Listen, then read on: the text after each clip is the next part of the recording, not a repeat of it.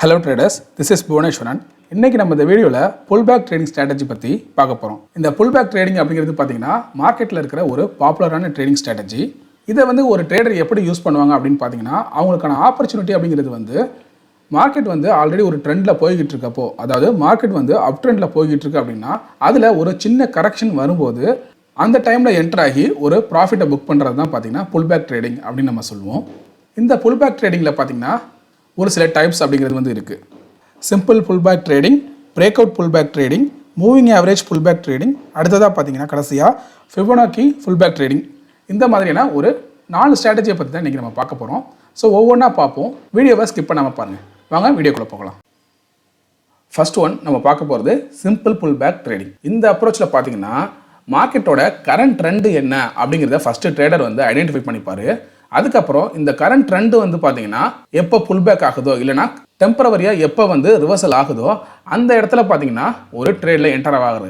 அந்த ட்ரேட் அப்படிங்கிறது பார்த்தீங்கன்னா ஆல்ரெடி அந்த மார்க்கெட் எந்த ட்ரெண்டில் இருந்துச்சோ அந்த ட்ரெண்டுக்கு ஃபேவராக தான் இருக்கும். இப்போது சப்போஸ் ஒரு அப் ட்ரெண்ட் ஆல்ரெடி நடந்துகிட்டு இருக்கு அப்படின்னா அந்த அப் ட்ரெண்டில் சின்னதாக கரெக்ஷன் வரப்பையோ இல்லை ஒரு டெம்பரவரி ரிவர்சல் வரப்பையோ அந்த இடத்துல ட்ரேடில் என்டர் ஆவாங்க.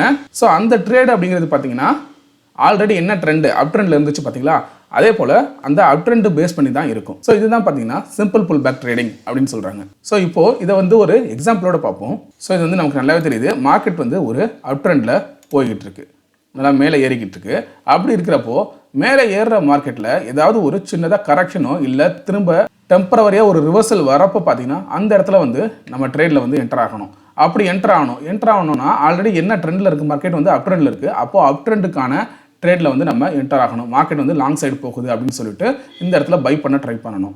ஸோ அப்படி பண்ணுறது தான் பார்த்தீங்கன்னா நம்ம புல்பேக் ட்ரேடிங் அப்படின்னு சொல்கிறோம். இப்போது மார்க்கெட் இந்த இடத்துல நமக்கு அப் ட்ரெண்ட்னு கன்ஃபார்ம் ஆயிடுச்சு. ஸோ ஏதாவது ஒரு இடத்துல எடுக்கிறத விட மார்க்கெட் எப்போல்லாம் கரெக்ஷன் ஆகுதோ டெம்பரவரியாக ரிவர்சல் ஆகுதோ அந்த இடத்துல நம்ம இங்கே என்டர் ஆகலாம். அப்படிலாம் மார்க்கெட் திரும்ப மேலே ஏறி அதுக்கப்புறம் திரும்ப கரெக்ஷன் ஆகுது பார்த்தீங்களா, ஸோ இந்த இடத்துல எங்கேயாவது என்டர் ஆகலாம். இது மாதிரி ஒவ்வொரு டைமும் மார்க்கெட் மேலே போகிறப்போ ஃபஸ்ட்டே உங்களுக்கு இங்கே தெரிஞ்சிருக்கணும், மார்க்கெட் நல்லா மேலே போனதுக்கப்புறம் இங்கே கன்சால்டேட் ஆகிட்டு இருக்கு இல்லையா, அதான் இது கரெக்ஷன் சொல்லுவோம். ஸோ இந்த மாதிரியான கரெக்ஷன் நடக்கிறப்பையோ இங்கேயாவது நம்ம ட்ரேடில் என்டர் ஆகிருக்கலாம்.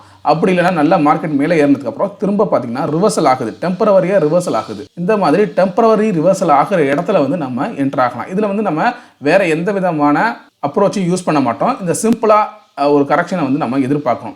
இதுதான் பார்த்தீங்கன்னா சிம்பிள் புல்பேக் ட்ரேடிங் அப்படின்னு சொல்கிறாங்க.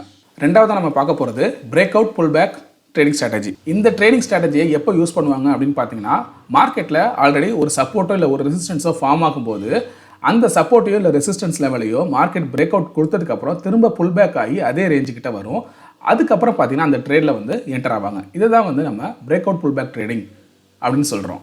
ஸோ இதை ஒரு எக்ஸாம்பிளோட நம்ம இப்போ பார்ப்போம். ஸோ நமக்கு நல்லாவே தெரியுது மார்க்கெட் இங்கேருந்து பார்த்தீங்கன்னா ஒரு அப் ட்ரெண்டில் போய்கிட்டு இருக்கு. சரியா, மார்க்கெட்டு அப் ட்ரெண்டில் போய்கிட்டு இருக்கு. ஸோ நம்ம இந்த ரேஞ்சை ஒரு ரெசிஸ்டன்ஸாக நம்மளால் ஃபார்ம் பண்ண முடியும். மார்க்கெட் ஒவ்வொரு டைமும் இந்த இடத்துக்கிட்ட போகும்போது பார்த்தீங்க அப்படின்னா ஒரு ரெசிஸ்டன்ஸ் வருது. ஸோ பாருங்கள், இது ஒரு ரெசிஸ்டன்ஸு, ரெண்டாவது இது ரெசிஸ்டன்ஸு, மூணாவது இந்த ரெசிஸ்டன்ஸை மார்க்கெட் பிரேக் அவுட் கொடுத்துருச்சு. ஸோ 2 டைமும் பார்த்தீங்கன்னா ஒரு சப்போர்ட்டில் ஒரு ரெசிஸ்டன்ஸையும் ஃபைன் பண்ணுறாங்க. அப்போ இந்த இடத்துல ரெசிஸ்டன்ஸை ஃபைன் பண்ணிடுறாங்க. மூணாவது டைம் பார்த்தீங்கன்னா இந்த ரெசிஸ்டன்ஸை மார்க்கெட் பிரேக் அவுட் கொடுத்துருச்சு. இது பிரேக் அவுட் கொடுத்து நல்லா ஸ்ட்ராங்காக பிரேக் அவுட் கொடுத்ததுக்கப்புறம் பார்த்தீங்கன்னா திரும்ப இந்த ரேஞ்சுக்கிட்ட மார்க்கெட் வரதுக்காக வெயிட் பண்ணுவாங்க. புல் பேக் ஆகி திரும்ப இதுக்கிட்ட வரதுக்காக வெயிட் பண்ணுவாங்க. அதே போல் பார்த்தீங்கன்னா மேலே போன மார்க்கெட்டு திரும்ப கரெக்ஷன் ஆகி இதுக்கிட்ட பார்த்தீங்கன்னா திரும்ப புல் பேக் ஆகுது. ஸோ இந்த இடத்துக்கிட்ட பார்த்தீங்கன்னா ட்ரேடர் என்டர் ஆவாங்க. ஸோ அவங்களோட ரிஸ்க் ரிவார்டுக்கு தகுந்த மாதிரி அவங்க ஸ்டாப் லாஸையும் டார்கெட்டையும் ஃபிக்ஸ் பண்ணிப்பாங்க. அதுக்கப்புறம் பாருங்கள், மார்க்கெட் புல் பேக் ஆனதுக்கப்புறம் இந்த லெவல் கிட்ட டச் பண்ணிவிட்டு அகைன் ஒரு நல்ல அப்சைட் மூவ்மெண்ட் கொடுத்துருச்சு. ஸோ பொதுவாக நீங்கள் இந்த புல் பேக் ட்ரேடிங்கில் விஷயம் கவனிக்கணும். ஒன்று, கரண்ட்டாக மார்க்கெட்டோட ட்ரெண்டு எந்த மாதிரி இருக்குது அப்படிங்கிறத கவனிக்கணும். ஏன்னா அந்த ட்ரெண்டை கண்டினியூ பண்ணி தான் மார்க்கெட் போகும். ஸோ டெம்பரவரியாக இருக்கிற கரெக்ஷனை நீங்கள் ஐடென்டிஃபை பண்ணணும். நம்ம இதுக்கு முன்னாடி பார்த்தது சிம்பிளான ஒரு புல்பேக் பற்றி பார்த்தோம். இந்த டைம் பார்த்தீங்கன்னா ஒரு பிரேக் அவுட் ரெசிஸ்டன்ஸில் ஒரு பிரேக் அவுட் கொடுத்ததுக்கப்புறம் ஒரு ரெசிஸ்டன்ஸை ப்ராப்பராக நீங்கள் ஃபைன் பண்ணணும். அந்த ரெசிஸ்டன்ஸை ஒரு பிரேக் அவுட் கொடுத்ததுக்கப்புறம் பார்த்தீங்கன்னா திரும்ப புல்பேக் ஆகி அதே ரேஞ்சுக்கு மார்க்கெட் வரும். அந்த டைத்தில் நீங்கள் என்டர் ஆகும்போது ஒரு நல்ல ப்ராஃபிட் பண்ணலாம். இதுதான் பார்த்தீங்கன்னா break out pullback trading strategy அப்படின்னு சொல்கிறாங்க. அடுத்ததாக மூணாவது நம்ம பார்க்க போகிறது மூவிங் ஆவரேஜ் புல்பேக் ட்ரேடிங். இந்த ட்ரேடிங் ஸ்ட்ராட்டஜியில் புல்பேக்கை ஐடென்டிஃபை பண்ணுறதுக்காக ட்ரேடர்ஸ் எல்லாரும் பார்த்தீங்கன்னா மூவிங் ஆவரேஜ் இண்டிகேட்டர்ஸை யூஸ் பண்ணுவாங்க. மூவிங் ஆவரேஜ் அப்படிங்கிறப்போ சிம்பிள் மூவிங் ஆவரேஜ் இல்லை எக்ஸ்போனென்ஷியல் மூவிங் ஆவரேஜ் எதுவாக வேணாலும் இருக்கலாம். அதில் வந்து பார்த்தீங்க அப்படின்னா மூவிங் ஆவரேஜ் 20 இல்லைனா மூவிங் ஆவரேஜ் 50 இந்த ரெண்டு லெவல்ஸை பார்த்தீங்கன்னா அவங்க யூஸ் பண்ணுவாங்க. எப்பெல்லாம் மூவிங் ஆவரேஜ் லைன் கிட்ட மார்க்கெட் வந்து டச் ஆகுதோ இல்லை எப்பெல்லாம் அதை வந்து கிராஸ் ஆகுதோ அதை வந்து அவங்க புல் பேக் பாயிண்ட்டாக வந்து கன்சிடர் பண்ணி அந்த இடத்துல அவங்க ட்ரேடில் என்டர் ஆக ட்ரை பண்ணுவாங்க. ஸோ இதை வந்து ஒரு எக்ஸாம்பிளோட பார்ப்போம். ஸோ இந்த இடத்துல பார்த்தீங்க அப்படின்னா நான் ரெண்டு மூவிங் ஆவரேஜை வந்து பிளாட் பண்ணியிருக்கேன். அதாவது EMA 20 EMA 50 இந்த க்ரீன் கலருக்கு தெரியுது பார்த்தீங்களா, இது வந்து பார்த்தீங்கன்னா EMA 20யோட மூவிங் ஆவரேஜ் லைனு. அதே போல் இந்த ஆரஞ்சு கலரில் தெரியுது வந்து EMA 50யோட மூவிங் ஆவரேஜ் லைனு. மார்க்கெட் பாருங்க, இதை மார்க்கெட் வந்து ஒன்ஸ் வந்து மேலே போனதுக்கு அப்புறம் பொதுவாகவே நமக்கு மூவிங் ஆவரேஜ்க்கு மேலே ப்ரைஸ் ட்ரேட் ஆகிட்டு இருந்துச்சு அப்படின்னா மார்க்கெட் வந்து அப் ட்ரெண்டுன்னு சொல்லுவோம். ஸோ இந்த மூவிங் ஆவரேஜை மார்க்கெட்டோட ட்ரெண்டை வந்து ஃபைன் பண்ணுறதுக்கு யூஸ் பண்ணுவாங்க சில பேர். மூவிங் ஆவரேஜ்க்கு மேலே ட்ரேட் ஆகிட்டு இருந்துச்சு அப்படின்னா அப் ட்ரெண்டு, மூவிங் ஆவரேஜுக்கு கீழே ட்ரேட் ஆகிட்டு இருந்துச்சு அப்படின்னா டவுன் ட்ரெண்டுன்னு. மூவிங் ஆவரேஜ்க்கு மேலே ப்ரைஸ் ட்ரேட் ஆகிட்டு இருக்கப்போ மார்க்கெட் வந்து அப் ட்ரெண்ட் அப்படிங்கிற மாதிரி நம்ம ஐடென்டிஃபை பண்ணிட்டோம். ஆனால் இந்த மூவிங் ஆவரேஜை விட்டு தூரமாக இருக்குது, ப்ரைஸ் வந்து தூரமாக ட்ரேட் ஆகிட்டு இருக்கும்போது இங்கே எங்கேயுமே நம்ம என்டர் ஆகாமல் எப்பெல்லாம் புல் பேக் ஆகுதோ, இந்த மூவிங் ஆவரேஜ் லைனை வந்து டச் பண்ணுதோ இல்லைனா இதை வந்து கிராஸ் பண்ணுதோ அப்போ வந்து நம்ம இந்த இடத்துல என்டர் ஆகணும் அப்படின்னா திரும்ப ப்ரைஸ் மேலே போகிறப்ப நம்ம ஒரு ப்ராஃபிட்டை புக் பண்ணலாம்.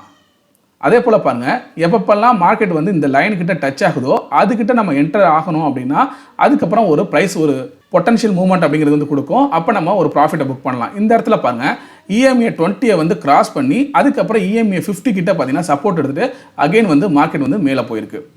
ஸோ இந்த மாதிரி மூவிங் ஆவரேஜ் லைனை வந்து புல்பேக் என்ட்ரிக்காகவும் யூஸ் பண்ணலாம். ஸோ இதுதான் நம்ம வந்து மூவிங் ஆவரேஜ் புல்பேக் ட்ரேடிங் அப்படின்னு சொல்கிறோம். அடுத்ததாக நம்ம நாலாவதாக பார்க்க போகிறது ஃபிபோனாக்கி புல்பேக் ட்ரேடிங். ஸோ இந்த ட்ரேடிங் ஸ்ட்ராட்டஜியில் பார்த்தீங்கன்னா புல்பேக் லெவல்ஸை ஐடென்டிஃபை பண்ணுறதுக்காக ஃபிபோனாக்கி ரீட்ரேஸ்மெண்ட்டை வந்து நம்ம யூஸ் பண்ணுவோம். அந்த லெவல்ஸை யூஸ் பண்ணி மார்க்கெட் எங்கெல்லாம் ரிவர்சல் ஆகிறதுக்கு வாய்ப்பு இருக்குது இல்லை புல்பேக் எடுக்க வாய்ப்பு இருக்குது அப்படிங்கிற மாதிரி நம்ம ஐடென்டிஃபை பண்ண போகிறோம். ஸோ அதில் இம்பார்ட்டண்ட்டான லெவல்ஸ் என்னென்ன அப்படின்னு பார்த்தீங்கன்னா இந்த 0.3, 0.5 அண்டு 0.6. நீங்கள் ஃபிபோனாக்கியை யூஸ் பண்ணியிருந்தீங்கன்னா ஆல்ரெடி தெரியும். இந்த 3 லெவல்ஸ் எல்லாமே நம்ம கோல்டன் லெவல்ஸ் அப்படிங்கிற மாதிரி சொல்லுவோம். இந்த லெவல் கிட்ட மார்க்கெட் எப்பெல்லாம் ரிவர்சல் ஆகுது இல்லை புல்பேக் எடுக்குதோ அந்த இடத்துல பார்த்தீங்கன்னா ட்ரேடர்ஸ் வந்து அவங்க ட்ரேடிங்கான ஆப்பர்ச்சுனிட்டியை எதிர்பார்ப்பாங்க. ஸோ அந்த ட்ரேடில் என்டர் ஆவாங்க. இதை தான் நம்ம ஃபிபோனாக்கி புல்பேக் ட்ரேடிங் அப்படிங்கிற மாதிரி சொல்கிறோம். இதை வந்து ஒரு எக்ஸாம்பிளோட பார்ப்போம். ஸோ இந்த சார்ட்டை பாருங்கள், மார்க்கெட் வந்து இந்த இடத்துல ஆல்ரெடி டவுன் ட்ரெண்டில் வந்துக்கிட்டு இருக்கு. நமக்கு எல்லாருக்குமே தெரியும் ஒரு மார்க்கெட்டோட ட்ரெண்டை எப்படி நம்ம ஐடென்டிஃபை பண்ணுவோம், மார்க்கெட்டோட ஸ்ட்ரக்சரை வச்சு. இதில் பார்த்தீங்கன்னா lower high lower low formation வந்து வந்துக்கிட்டே இருக்குது. அப்போ இந்த ட்ரெண்ட் வந்து எப்போ சேஞ்ச் ஆகும் அப்படின்னா இந்த லோவர் ஹையை பிரேக் பண்ணி புதுசாக ஒரு ஹையர் ஹையோ இல்லை லோவர் லோவை பிரேக் பண்ணி புதுசாக ஒரு ஹையர் லோ வந்து ஃபார்மேஷன் நடக்கணும். அப்படி இருக்கிறப்போ இந்த இடத்துல பாருங்க, இது வந்து கடைசியாக இருக்கிற லோவர் ஹை.